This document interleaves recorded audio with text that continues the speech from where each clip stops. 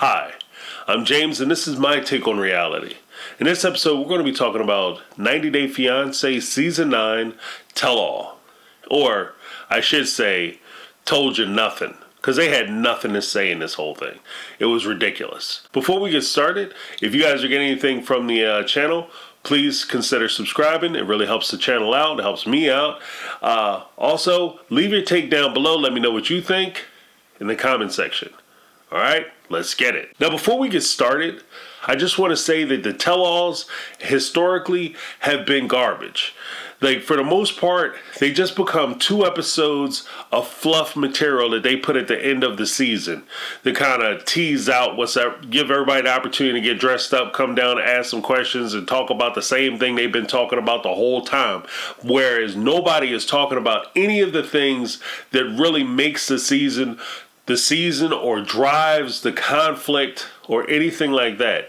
Like, even in this particular episode, they did the one thing that I thought was kind of ridiculous, where they brought in Tim and Kenny, and they basically did a pillow talk episode during the tell-all, where they pretended to have these guys doing like the live impromptu commentary on what they saw was going on. And in fact, these two actually seem to have more screen time than Shaun did throughout the entire tell-all. So here's a little note for Shaun. If you ever see this video, homegirl, you need to watch your job. Because this is the kind of stuff they do right before they give you the big old... You understand what I mean? So you really want to watch your job. And so the best way that you can do that, and the reason why people like me, I think I speak for a lot of folks who watch the show, the reason why you tune into the tell-all is because you want to get some issues and some of the problems and things that you saw during the course of the season. You want to either get some more information on it, or you want to try to get some of those problems resolved. And in these cases, none of the problems got resolved, and there was not even further conversation about critically important elements and issues that each one of the cast members had going on. As a for instance, Kobe and Emily. Now, they had the parents show up, and they did some kind of bullpocky back and forth where they talked to the parents, and the parents were there and they were joking around about like the thing that the father gave Kobe that made him cry. And that was kind of an interesting thing, and I was kind of curious what it was, but I really didn't care, and they didn't really want to tell, so it is what it is. But the one thing that you definitely could have asked them about was, Mom and Dad, how did you feel about Emily hiding her pregnancy? How do you feel about Emily getting pregnant? How does it impact you? Dad, were you able to retire? Are you on schedule to retire?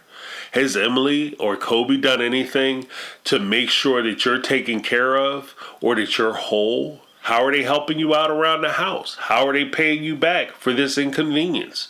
These are the kind of questions that I think that anybody who is really asking questions or really trying to probe into what was going on with them in this situation, these are the kind of things that you would want to know. Because these are the kind of things that I want to know. Next up, you have Patrick and Thais. They spent a lot of time talking to Patrick and Thais about how he's living with the brother and how John is a third wheel, and Jabri is coming down on John because John came out and embarrassed Jabri because Jabri wanted to do a little wisecrack and show how funny he was by saying he looked like he had some 6-packs already. And then John just killed him with that Southie accent, calling him Sparkles. Hey, Sparkles. Like that, Jabri didn't have a chance. And after he did that, that's why Jabri was mad. Jabri pretended like he was angry because John had did something and he had deeply insulted Thais, and he was sticking up for Thais because he loves Thais and Patrick so much. But the reality of it is, this is the same guy who betrayed his mom and betrayed his bandmates and his best friend. He has no loyalty to anybody. So for him to pretend like all of a sudden he has all this outstanding loyalty to a bunch of strangers is ridiculous to me. And if you want to talk about that, I have a video that's going to talk about all the disloyalty that was going on in season 9 and how each one of the people, I even ranked them, like from least to worst. And check that video out, look for it. I'm telling you, because this whole season is full of disloyal people. But getting back to it, with Thais and Patrick, when push comes down to shove, here's something that I'm kind of curious about. Now, you talk about John. John was sitting there. How about asking a question? John, when you were sitting there talking about hookers and having a bachelor party, were you serious? Was that something that you did, were planning on doing? And did you do it? My guess is he's probably wasn't. It was just something he was saying to make Patrick uncomfortable because he was ribbing him. And he was joking around with his brother. Maybe not the most appropriate thing to do in the world, but I don't think he was serious. And then on top of that, John, how do you feel when you realize that the reason why Thais was even picking on you or coming at you the way she was because she didn't want you in the house. And she was trying to create a problem and create an issue so that you would either feel uncomfortable and leave, or you would get in a fight with Patrick and Patrick would put you out. Those are questions that I want to know. Even more pertinent than all that stuff with John. Thais, how come you didn't tell your father that you were getting married? Now, we can sit here and talk all day about Thais being upset with John because John is a deadbeat and he's living with Thais and Patrick. But at the end of the day, if you listen to during the season, Thais wants her father to be able to come up here to America and live with John and Thais, or live with Patrick and Thais. So you're going to move your brother out so you can move her dad in, who not only doesn't want you to marry her and doesn't respect you, but he doesn't even care about you or anything about you. But you're going to move him into your house after you kick your brother out for. Let's talk about that.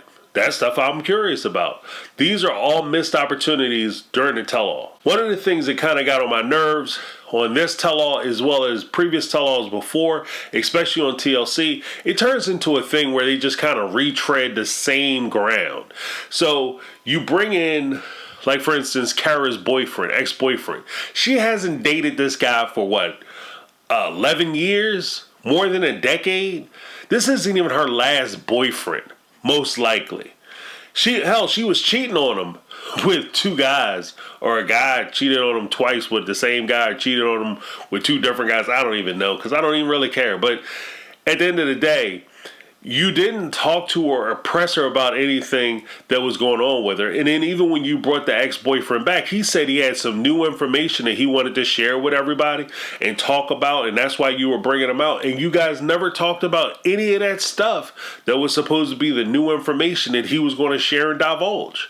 That was another missed opportunity. Another missed opportunity. They talked to Ari and they talked to Bingham, but they never really pressed Bingham on why he never told his sisters that he was leaving. Why Bingham is such a coward and he doesn't have these conversations with the people he needs to have the conversations with. Like, he's sitting there saying that, I don't talk about it because she runs over me and she doesn't let me talk and doesn't let me speak. Bruh, you got to stand there and speak your speech. You got to say it with your chest. You got to take your balls out of purse and make sure you assert yourself, because you are a partner in this relationship. Bingham doesn't talk about certain things because Bingham doesn't want to have the conflict. Bingham is doing like conflict avoidance, and that's why he doesn't talk about the things he needs to talk about. But during the tell-all, that would be a great opportunity for Shaun and the other cast members to make Bingham talk about the things he wants to talk about. I will say this, when Bingham does start talking about the things, start opening his mouth and start sharing his opinion, Bingham really shoots himself in the foot. Like, I think his breath is probably, his toothpaste or maybe his mouthwash is labeled shoe leather, because this dude is always putting his foot in his mouth. Like, how you gonna sit there and tell these people when you're applying for your green card? I guess he's comfortable now because he has his green card. But you tell them that, I would have married her anyway, whether we worked out or not, because I want my green card. Like, I appreciate honesty, but some things you just can't say out loud. And that's one of those things. And even talking about using somebody for the green card, let's talk about Muhammad. Okay, with both Muhammad and with Bingham, you made it sound like in the tell-all, TLC made it sound like this is just something that they were saying because they were frustrated. They even said that during the tell-all. They were probably just frustrated and angry because they want to start working and they want to start contributing. They want to get their lives moving forward. Blah, blah, blah, blah, blah. But To me, a great setup would have been, here's the video where Muhammad sent the text message to Eve, right? Oh, he was so upset. Okay, well, if you're so upset, why did you have a conversation with your best friend in a cafe about the same thing, where you were basically asking your best friend to be your sponsor, Muhammad? Then you look over at Bingham and say, Bingham, you had this whole conversation with your sister, and you were talking about marrying Ari anyway and getting a green card, and she could sign for you so you can get your green card and you can stay here and be with your son. But then you turn around and said the same thing to her parents. By the fact that you're mentioning something 2 and 3 times, that's not a excited utterance. That's not something that you just got excited or worked up and you just kind of launched it out. This is something that you've been thinking about, something you've been planning on, something you've been plotting on. So therefore, this is, when you said it, this is what you meant. And it should be taken as such. And it's annoying to me that everybody kind of just glazes past it on the tell-alls, especially Shaun and the people at TLC. You just glaze past it like this is not a big deal. A lot of this stuff is a big deal. That's what makes the show. When you get these people on the couch, you're not addressing it, is insulting. The last thing I'll say is like gibberish, or I call it Jabri gibberish, called Sparkles gibberish, because he talks a lot of trash. He just says a bunch of stuff. The reality of it is, you had a guy who was sitting there talking and challenging everybody and doing a lot of talking during the tell-all. But if you really think about it, you had 3 instances with Jabri's story. The first instance was when he was talking to Miona on the phone before she got to town. The second instance was when she came to town and they were in the mom's house. Then when they moved out of the mom's house and went to get married at Joshua Tree, that was the last you really heard of them. We have no idea where they're staying. We have no idea what they're doing. We have no idea what happened to them after they left the mother's house. He said he hadn't talked to the mother in about 6 months since the time they got married. And since that time, we have no idea what they've been doing and how they've been kind of getting along. Is he making music? Apparently he's not making music with the Black Serbs because he's not getting along with David. So how are they making money? How are they surviving? What are they doing?